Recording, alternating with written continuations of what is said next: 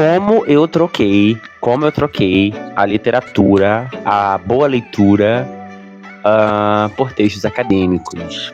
Isso é um assunto polêmico, né? Para universitários, né? Para galera aí que tá engendrada no mestrado, no doutorado, né? Essa galera sabe muito bem, né, o que é ter que dividir, né, a nossa rotina de leitura com os 300 mil textos acadêmicos que a gente tem, com a literatura, né, que a gente tanto gosta. Então, antes da gente entrar nesse dilema, tá, da leitura acadêmica versus a boa leitura, tá, a literatura, eu queria fazer duas observações, tá? Duas observações rápidas. Tô com a minha cola aqui, minha agenda. Eu não quero, com esse vídeo, tá, dizer que a vida acadêmica 100% atrapalha a nossa leitura, tá? Nos impede, na verdade, né, de manter o hábito da leitura. Mas, certamente, a vida acadêmica, ela pode, em alguns casos, dificultar muito. Nesse vídeo, tá, eu quero falar sobre como eu deixei, então é uma coisa minha, como eu, Guilherme, né, deixei de ler bons livros, literatura para ser mais específico, tá, por textos acadêmicos. E como a ausência de literatura, né, e a não leitura, né, de textos literários tem feito falta no meu dia a dia e como eu tenho me reaproximado da leitura novamente. Ponto. Se você vive uma vida acadêmica, tá? Quer seja na graduação, no mestrado, no doutorado, e gosta também de ler, provavelmente você já deve ter passado por esse dilema, né?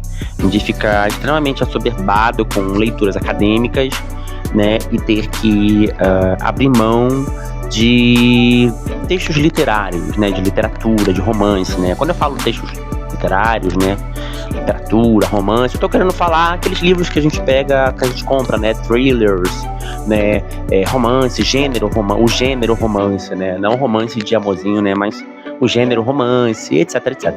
Então, provavelmente, se você é um acadêmico, né, se você tá na faculdade, é possível que você tenha passado por isso. Eu passei por isso, tá? E tenho sentido muita falta. Então, a vida acadêmica, ela traz essas coisas pra gente, né? É muito fácil a gente não se dar conta, no meio de toda essa rotina, tá? De estudos, de fazer prova, de troca de período, a gente não se dá conta do nosso afastamento, né? Da literatura. E isso aconteceu comigo porque eu tava tão atarefado, né? Eu tava tão mergulhado, né? No mundo acadêmico, né? Além de trabalhar, né? Que eu não senti, sabe? Não dei falta num primeiro momento, percebe? E eu sei que algumas pessoas talvez vão falar assim, mas Guilherme, você tá sendo muito dramático, porque, olha, a graduação, ela dura no máximo aí 4 anos, né? Talvez algumas duram 5, outras 6, mas assim, em média é 4 anos. 4 anos passa, né? Sim. Mas no meu caso, especificamente, né, esse tempo de afastamento da literatura tá durando aí bem uns 10 anos. 10 anos. E é claro, né, que nesse tempo eu li alguma coisa, tá? Durante esses 10 anos, né, em que eu estive envolvido, né, com a academia, é óbvio que eu li alguma coisa, sabe? Eu li uns livros e outros, né? E eu assinava clube, inclusive, né, um clube do livro, então eu recebia, né, na verdade, por mês, um livro.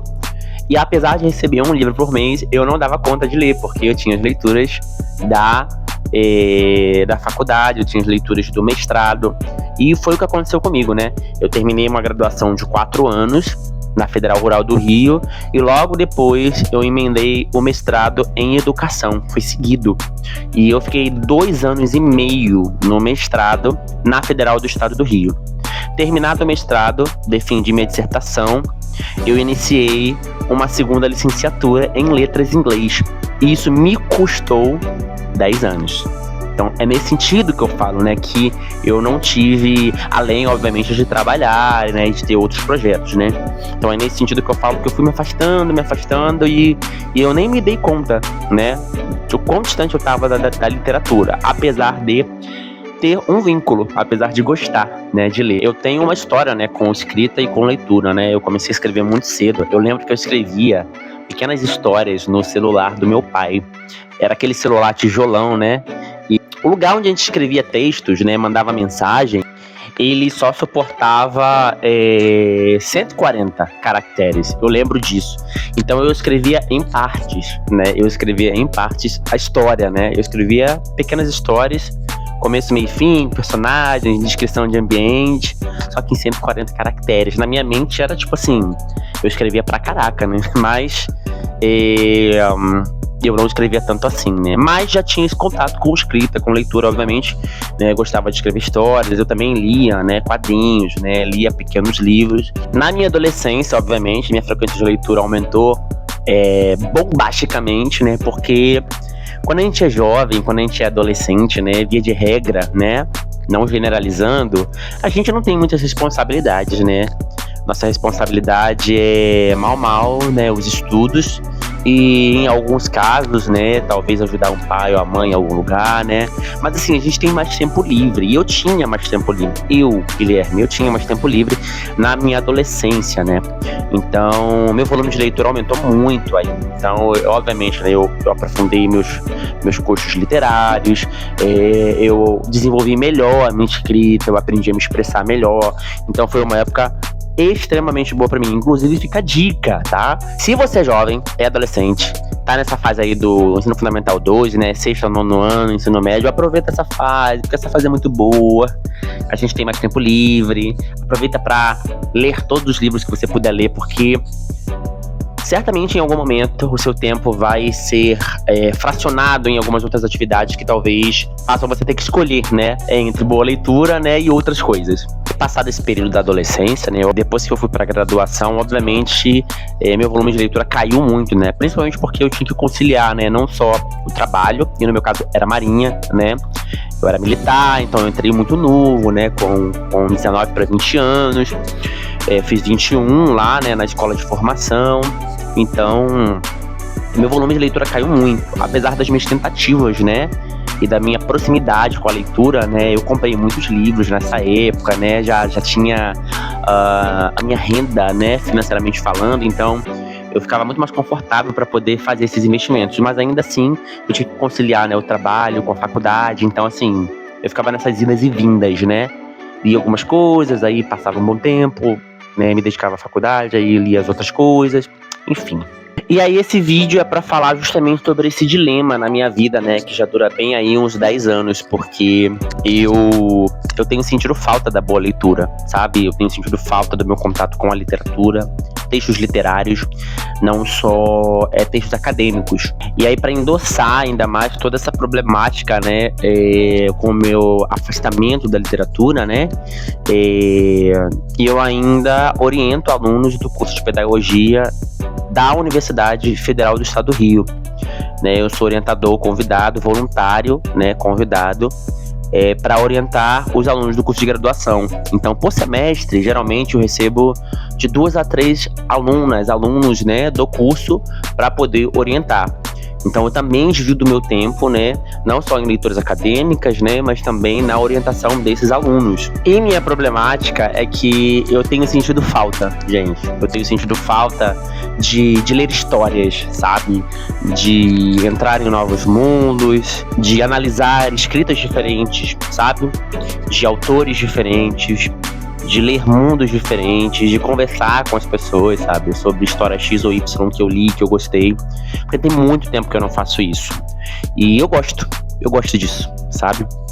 Então minha problemática tá aí, pra solucionar esse problema, né, do meu afastamento, né, e com essa boa leitura, né, com a literatura, o que eu fiz? Me mimei, gente. Assinei novamente a tag Experiências Literárias. Dessa vez eu assinei, não sei se tá dando pra ver, eu assinei a tag Curadoria, na verdade, né? Eu já assinava a tag, né? 2020 pra cá, né, eu passei muito tempo, né, recebendo os livros da tag, só que da tag inéditos. Boa parte dos livros eu li, né, tentei ler pelo menos, né, no começo foi super fácil, né, tava empolgado, só que aí depois veio o mestrado, e aí veio a segunda graduação, veio um monte de coisa, foi o que eu falei, né, acabei não lendo. Aonde estão esses livros agora, Guilherme? Esses livros estão no Rio de Janeiro, com a minha sobrinha. Eu doei, né, toda a minha biblioteca para ela, porque como eu vim do Rio para o norte do país, eu não achei interessante manter a biblioteca, né, porque eu não tinha previsões de voltar para o Rio e ainda não tenho previsões de voltar para o Rio. Então alguém precisava cuidar desses livros, né, e minha sobrinha gosta muito de ler. Então doei toda a minha biblioteca para ela, né, de quadrinhos, de livros, está lá com ela. Estando aqui, né, e como um incentivo, né, para que eu volte a me reaproximar, eu decidi assinar o clube da tag, dessa vez com tag curadoria. E o livro chegou essa semana, tá, para mim, e eu tô super empolgado para voltar, né, a me reaproximar da literatura. Para quem não conhece a tag, né, é um clube de assinatura de livros. O livro do mês é esse, capa dura, tá, super confortável a leitura, ó, marca-texto. Temos a Jacket também, né? E temos uma revista do Tag Curadoria. São livros mais contemporâneos, né? Leituras um pouco mais rebuscadas, né? Sugeridas por um curador. E é isso. Queria compartilhar que vou me reaproximar novamente, tá? Boa leitura, tá? E aí tem uma questão. Guilherme, por que boa leitura, né? Por que você tá falando de boa leitura? Essa semana eu vi um vídeo da Bruna Martioli e ela fala sobre o que a boa leitura provoca no nosso cérebro. E ela fala com tanta propriedade, sabe? E ela falou assim coisas tão interessantes que me fez de fato refletir, né, sobre o que eu realmente sentia falta, né? O que ela falava era realmente o que eu estava sentindo, querendo sentir novamente.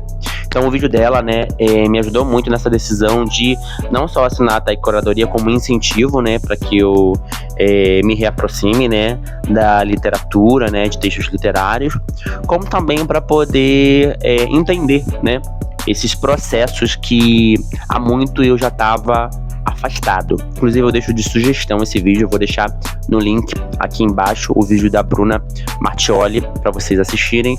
Assistam, tá? É muito bom. E é isso, só para vocês verem como o vídeo dela é bom e me influenciou.